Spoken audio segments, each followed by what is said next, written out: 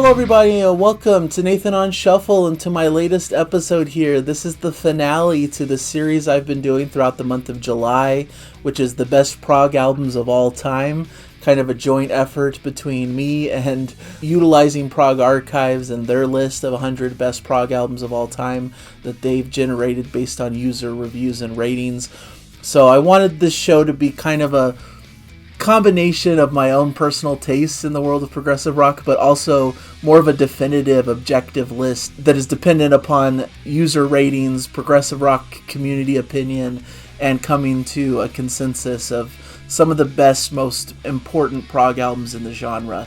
And I think the top 5 is pretty indicative of 5 albums that have really stood the test of time and have proven to be 5 of the biggest albums in all of prog. So I would urge you to check out the previous videos if you haven't yet. There's been 4 parts prior to this where I go through numbers 25 all the way up to number 6. So please check out those videos if you want to get the full picture of the whole list.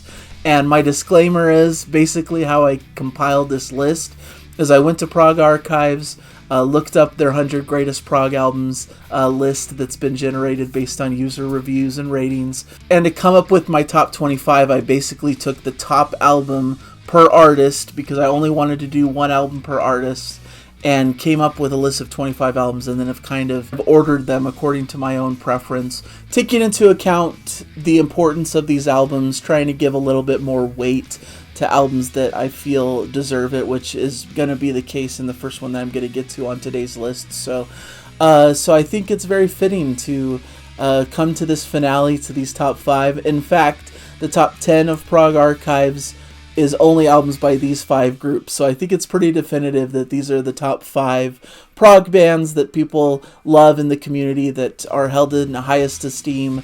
And so I think it's worthy to give them their flowers in this top 5. So we're going to get to it, and hopefully you appreciate the list. And I'll talk about some of kind of the honorable mentions by these artists that would also be in consideration on this list. And just do a celebration of some of the biggest, most important albums in progressive rock history. All right, at number 5, we've got King Crimson's In the Court of the Crimson King from 1969, Eclectic Prog from the UK. This is number 3 on Prog Archives list, number 5 on my list, so I knock it down a couple notches. I don't think it's a big secret if you've been watching my channel that I don't really connect as much to King Crimson as probably your average prog fan does. I respect them for what they've done and know that they're a huge name in the genre, one of the biggest bands that people talk about in the progressive rock world. But their quirky style just hasn't truly connected to me completely. But I do respect this album, and I put this album as high as I did on my list because I know it's kind of considered by many the first true progressive rock album. You know, of course, there were many albums that came before it that influenced progressive rock, even going back to like the Beach Boys' Pet Sounds and the Beatles' Sgt. Pepper's, and those kind of early albums. I know the Moody Blues gets thrown in this conversation, Procol Harum. There's a bunch of early bands from like the mid to late 60s who really inspired the genre and were very experimental and psychedelic and taking rock music to new levels and new heights. Even Pink Floyd, which we'll get to on this list, obviously, was doing that back in that era. But I feel like this album is really what catapulted the genre. It really sparked something a bit new and something a bit different, and so I have to give it its respect for that reason, even though personally it probably wouldn't make my own personal top 5. In fact, if you looked at last week's episode, I probably would throw in Gentle Giants and A Glass House in this spot if I was doing my true top 5 of progressive rock albums. But regardless, I think it's really important and deserves to be in the top 5 setting here. King Crimson also has a couple other albums on the Prog Archives top 100 list. Red from 1974 is at number 8 on Prog Archives list, which I probably prefer Red to this album personally, so part of me was a little bit disappointed that Red didn't get a higher position and wasn't able to be the choice here, but I think that's okay because of the importance of this album and how formative it was to the genre that we all know and love. Lark's Tongue and Aspic from 1973 was also on Prog Archives list at number 13, another great album. With Red, I almost considered allowing myself 2 different choices from the top tier bands on my list because there a lot of cases, which we'll get to throughout this episode. There's like 2 or 3 big seminal albums by these bands that are very deserving to be on a list like this. And in a lot of cases, they're very different albums, like Red and In the Court of the Crimson King are almost 2 different formations of King Crimson and 2 different sides of their sound. So it would have been fitting to have both on this list, but I was trying to stick to covering more artists, covering more subgenres, and being a bit more expansive in the album picks to give it a little bit of a different flavor than what you might expect from a normal list. But I still get to talk about Red a little bit and how incredible it is and how I think it really brought something new to the genre and is a real big inspiration, especially in kind of almost the prog metal side of the equation. I think it's an early example of heavier music, but very progressive and very interesting, and is an incredible album in its own right.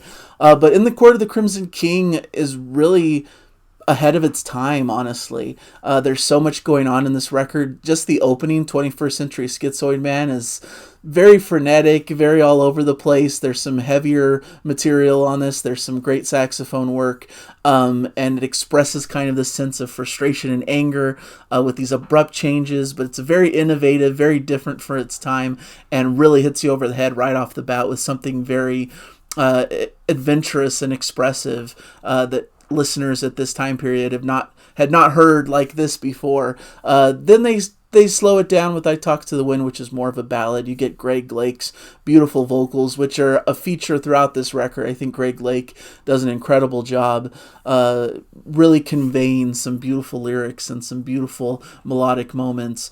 Epitaph is just a beautiful work of art.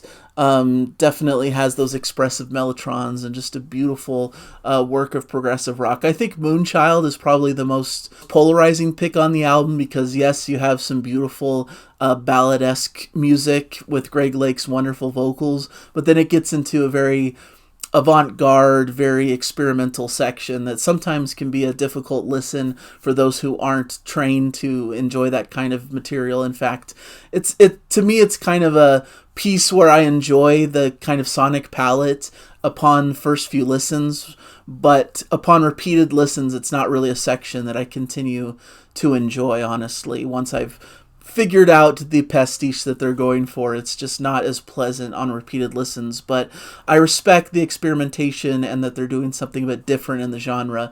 And then you get the final track, which to me is the best track of the record, The Court of the Crimson King. Just an absolute masterpiece, incredible lyrics, very descriptive poetry, combining perfectly with the music, great medieval atmosphere, beauty, rhythm, complexity, and just a great imagination to it that really sparked the genre that we've come to know and love now.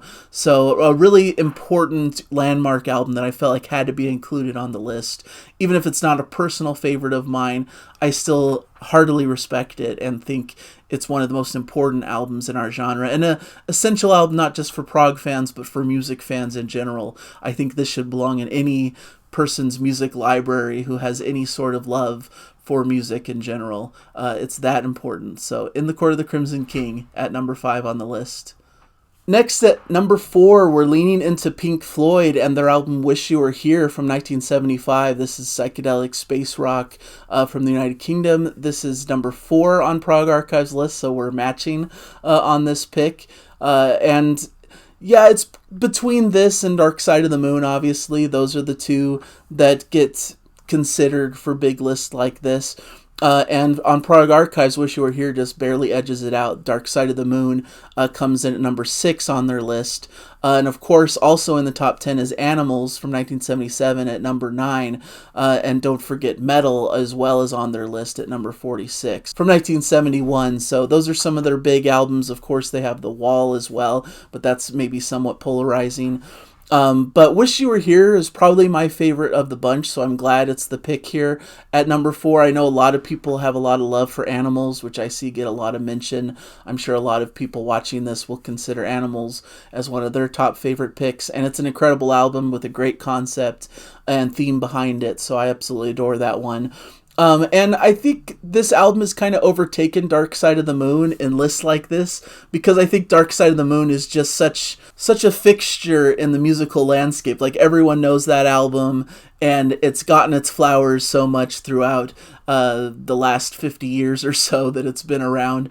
It's one of the most well-known, well-regarded albums of all time, and I think a lot of people maybe feel some fatigue from that, and so I think Wish You Were Here, as a bit lesser known than that album, sorts to kind of rise in people's opinion as kind of like, well, everyone talks about Dark Side of the Moon a lot, but they don't remember how incredible Wish You Were Here is, and that deserves a lot more attention and love, and I think that's why it's kind of risen in the ranks and overcame the Dark Side of the Moon on this list. But it's an incredible album, and the Shine On You Crazy Diamond suite that begins and ends the record is probably my favorite material from Pink Floyd in general. I just think it's a masterwork.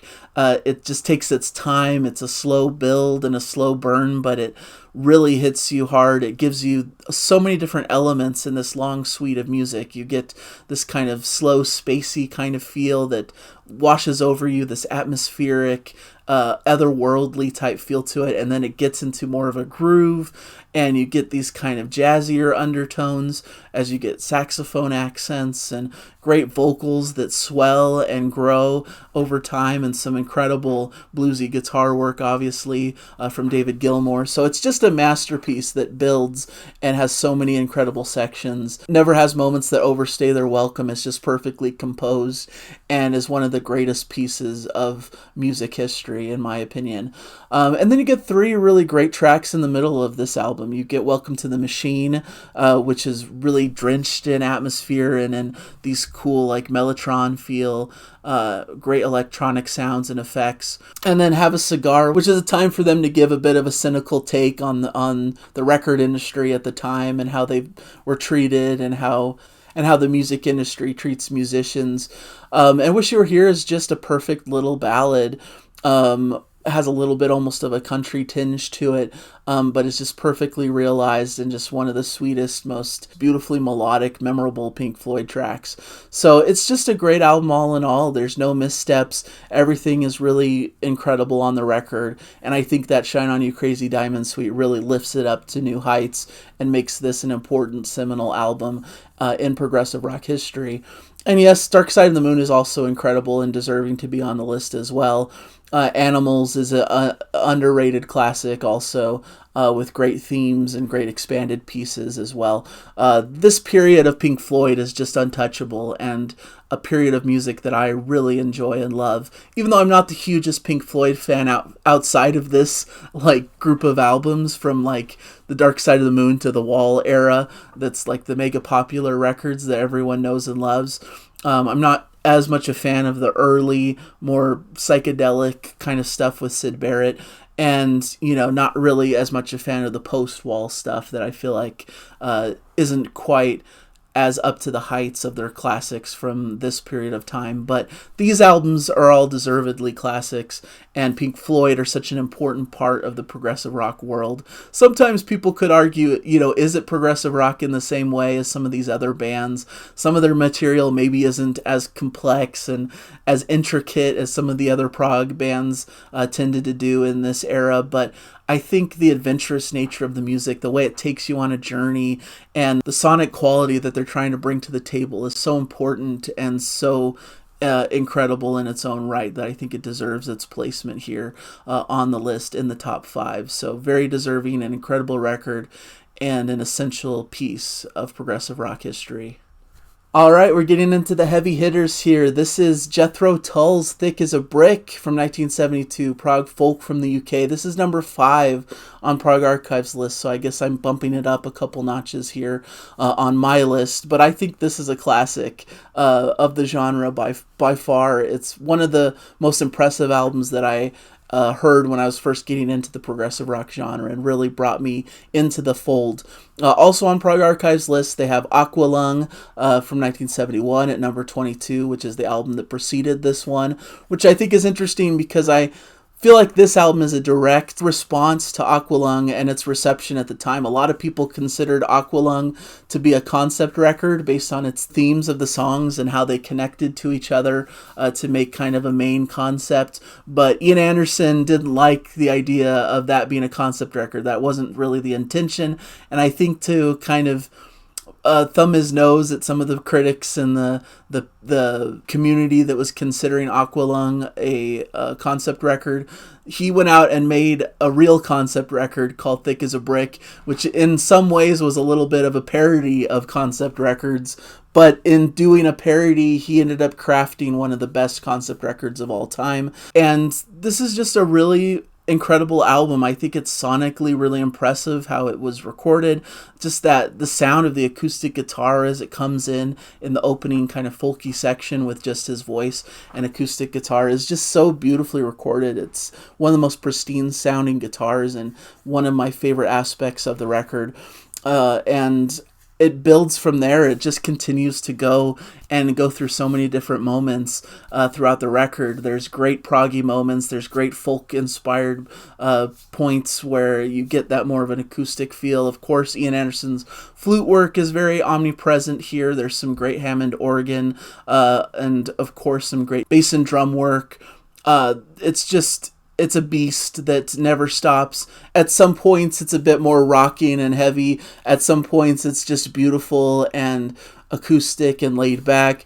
And he weaves and morphs these sections together in an expert way to make kind of one of the greatest listening experiences of all time. So I'm a huge fan of this album. I think it's the peak of what Jethro Tull was able to accomplish, at least from a progressive rock standpoint. Because I think Jethro Tull is an interesting example in the progressive rock world because not all their albums are particularly progressive rock, really. You know, they definitely have that as one flavor in their arsenal, but a lot of the records lean more on the folkier aesthetic of the band sometimes, or more of a harder rock vein.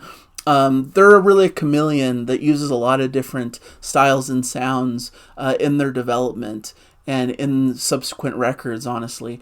But that's really a great quality of a progressive rock band, that they're able to utilize so many different styles in their sound and bring something that's truly different to the table. And I think they have a unique sound all their own. And this album doesn't really sound like any other album in their catalog, but it is distinctly them, and I think that's important. And I think another great part about Jethro Tull is their humor, which is in abundance on this record. The lyrics are really fantastic and fun to listen to. Of course, this theme is about this young poet, this 8-year-old Gerald Little Milton Bostock, and this kind of elaborate poem that he's put together that is being received in a different sort of fashion. And the album itself is housed in this kind of newspaper clipping, which is also an important part of the record experience. And I love that about records of this era, that it's an immersive experience. You don't just hear the music, you get the packaging, which also really inspires the music as well. And the music, the lyrics just are poke fun at the English society and all the quirks of rural England at the time. So great satire, great biting commentary, and it's just a joy and fun to listen to. And it's always been one of my favorite works of progressive rock, and I think it deserves a lot of love and praise for how they accomplish this basically one big piece of music, this like 40-plus minute song. Keep it interesting, allow it to flow in a way that makes a lot of sense as it goes from one piece to the next, and make it for an experience that never loses your attention, that's always exciting and fascinating, and it has an epic, great conclusion that always works for me as one of the greatest in progressive rock. So definitely deserving of its spot at number 3 on the list. All right, at number 2, we've got Genesis, of course, and their classic Selling England by the Pound from 1973, Symphonic Prog from the UK. This is number 2 on the Prog Archives list, so I'm following suit, and my number 1 follows suit with their list as well. It's hard to argue the dominance of these top 2 bands and these records in the progressive rock world. and just the quality of these recordings and the importance of them to the genre. So I believe that Genesis is tied with Gentle Giant in having the most albums in the Prog Archives Top 100. They each have 5 that have made it into the Top 100. And of course, I think the average placement of Genesis is much higher. So we've got Foxtrot from 1972 at number 7, Nursery Crime from 1971 at number 14, Lamb Lies Down on Broadway from 1974 at number 38, and A Trick of the Tail from 1976 at number 58. So basically, all of their albums between Nursery Crime and Trick of the Tail are all considered classics that rank highly on this list, and I totally agree. I think any one of them could have been in this spot and a high contender because they're all top-tier masterpiece albums in my opinion. And it's always hard for me to decide what is the best of this crop of records because they each have their own individual qualities that make them incredible but separate from all of the other records. And I love them all dearly. And on a different day, I might say The Lamb is my favorite. On a different day, I might say Foxtrot is my favorite. And I might even say A Trick of the Tail is my favorite on a certain day and time. But Selling England by the Pound, I think, is a great representation of the early era of Genesis, of the classic period with Peter Gabriel in the group and what they were able to accomplish. And every track is just so wonderfully composed and greatly realized. Really, to me, there's like 4 standout tracks on this record that make it the classic that it is. And that's, of course, Dancing with the Moonlit Night, starting with that beautiful a cappella Peter Gabriel vocal leading into a really great symphonic piece of work. Firth of Fifth, that Tony Banks opening piano motif is just so beautiful, classically composed, and just has always given me goosebumps ever since I first heard it. And then you get, of course, Hackett's brilliant guitar solo through the track as well, making this one of the best Genesis songs in their catalog. The Battle of Epping Forest, which I think gets maybe mixed reviews sometimes, that's probably the outlier here, but I absolutely adore it, and I think it really lines up well with their previous albums and kind of this quirky British style and, you know, Peter Gabriel's odd storytelling quirks and playing these different characters and it being very wordy and goes in a lot of different places and is extremely progressive and has a lot of tricky time signatures and different things going on, and I enjoy the heck out of it. I think it's super fun. And then, of course, the beautiful Cinema Show, which is just Genesis at their best, doing those like 12-string acoustic guitars, and the song just builds and grows, but never loses its heart and its beauty.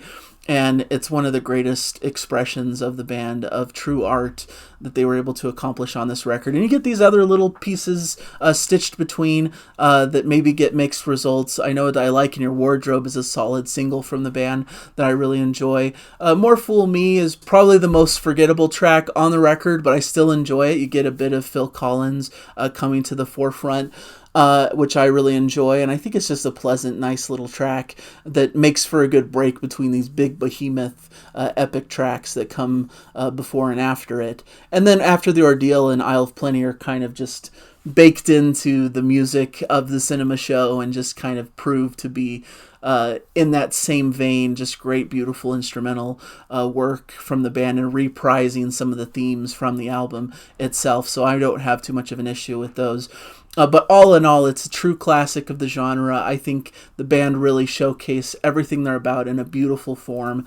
Foxtrot is also up to the same heights. I think I view them almost as 2 sides of the same coin a little bit because they have similar feels to them, and both are just extreme classics of the genre by one of the greatest bands that ever existed. I just totally adore this record, and I am captivated every time, even though I've heard it countless times at this point in my life. I just think it always brings about something new to my ears and is just one of the best examples of why I love progressive rock so much. It's adventurous, but it's still melodic and enjoyable to listen to, and they can go in so many different places and have so many different kinds of stories in one album that all culminate in this great classic record of sonic brilliance. And I'm pleased as punch to have it here at number 2. And what could possibly beat such an incredible record? I think it's obvious at this point. I've seen people in the comments already predict that this is going to be number 1. And I just don't see how any other album could reasonably pass it. And that, of course, is Close to the Edge by Yes is my number one prog album. I think if you were to show someone one album of progressive rock to kind of give them a feel for what the genre is all about, I think this is the album that you show them. And for good reason. It's just a beautiful classic in the genre. No missteps, just every song is perfectly placed, and it produces one of the most beautiful records that has ever existed in our time. And I just love it to death. It blew me away when I first heard it, and it continues to blow me away. It's one of those great records that, like, has so much beauty melodically that you just love it in first listen, and so many things grab your ears and attention, but there's also so many layers underneath that continue to unpack and that you can continue to uncover years and years into listening to this record. And I think that's indicative of some of the best music of all time. And Yes, to me, is at the top of the heap of progressive rock. They do it for me in every single way possible. They have all the characteristics that I'm looking for. That supremely melodic sound, adventurous nature, a lot of experimentation. I love how these different musicians from different musical backgrounds can come together to form a group that feels very cohesive and singular, which is kind of interesting because the group goes through so many different lineup changes and different things throughout their history that you wouldn't think it would sound cohesive at all, but somehow they bring these disparate elements all together to create something truly magical that's uniquely them. You know, no other band truly has their same magic, even though many bands that have come have tried to capture it, tried to have similar sounds as they do. It just doesn't have the same magic or feel to it. And there's just something captured with this band and these musicians at this period of time that's just impossible to replicate, honestly. But it's just the perfect lineup of Yes. You get John Anderson, of course, on vocals, Steve Howe on guitars, Rick Wakeman on all of the keyboards, and Hammond and Mellotron, Mini Moog piano, Chris Squire on bass, and Bill Bruford on drums. Just can't beat that lineup. It's just fantastic. All incredible musicians who have become legends in their own rights in the progressive rock world, and for good reason. Also on Prog Archives list, don't want to bury this information. We've got Fragile from 1971 at number 10 on the list, Relayer from 1974 at number 20 on the list, and the Yes album from 1971 at number 32 on the list. Criminally left off the 100, to me, is Tales from Topographic Oceans, but that's another story. I know that's a polarizing record that a lot of people don't understand, but is one of my all-time favorites that I absolutely adore. But you can't argue with that lineup of records. And Close to the Edge, I think, is a worthy one to put at the top of the list because it's just a really compact record that does everything that Yes does well in this like 38-minute package.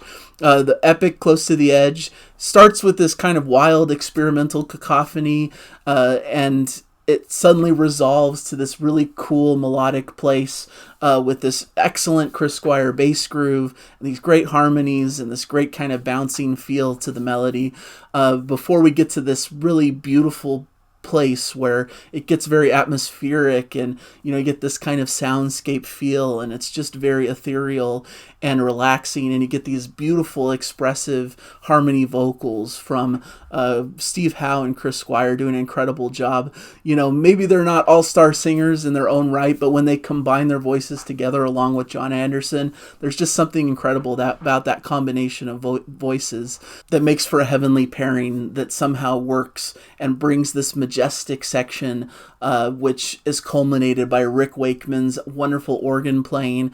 It's just such an expansive moment, such a burst of power that washes over you and that is transformative before they return to the main theme in its beautiful glory with that wonderful Chris Squire bass line and all of the incredible vocals by everyone present and incredible Steve Howe guitar lines that bring an extra dimension as well.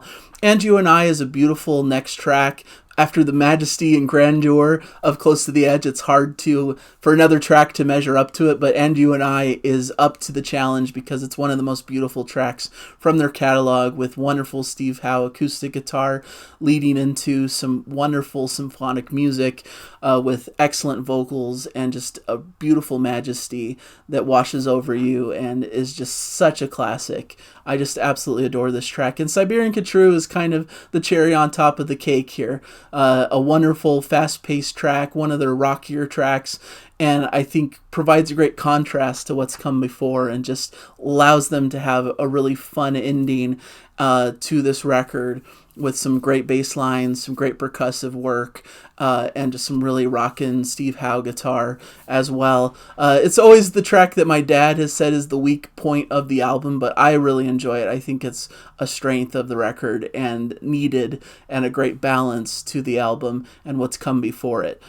So this is the classic. This is well deserving of the number one spot. I think it makes a lot of sense to put it here. I know it's probably predictable and would have been maybe more fun for me to rearrange things and have a wild take for what's my number one, but I have to stick true to what I think really deserves the number one spot, and I think Close to the Edge is the one. The best prog album of all time, objectively and subjectively. It's just an album that's close and near and dear to my heart that I absolutely love, and think that any prog fan could find something really enjoyable out of this record, and that it could help show people what's so incredible about the genre as a whole. Alright, so that's my list. Those are what I consider the best albums in progressive rock, taking kind of the community opinion on Prog Archives and supplementing it with my own thoughts and feelings. Hopefully this has been an interesting journey for you, and I've had just a total blast doing these shows and being able to talk about some of the best records of all time. Hopefully you've appreciated it. I'll probably do other shows similar to this. Maybe I'll talk about my actual favorite albums. Maybe I'll do kind of a 25 best albums of kind of the modern era of prog, which I feel like was criminally underrepresented on this list. I've done rankings kind of similar to that about some of the best albums of the modern era, but maybe I need to do a multi-part show kind of like this, because I feel like this has been quite a success, and I think people have really enjoyed it, and I'm grateful for you guys watching, for the new subscribers that have come from this series, and it's just been a great time reading your comments and getting your thoughts about this. It's been positive and lovely, and I'm very grateful for my community that keeps things positive and uplifting and doesn't tear people down or tell me how I'm wrong and all this kind of stuff. You know, it's just music, and I'm just trying to share great music is really all it boils down to. I'm not trying to put out controversial hot takes or anything.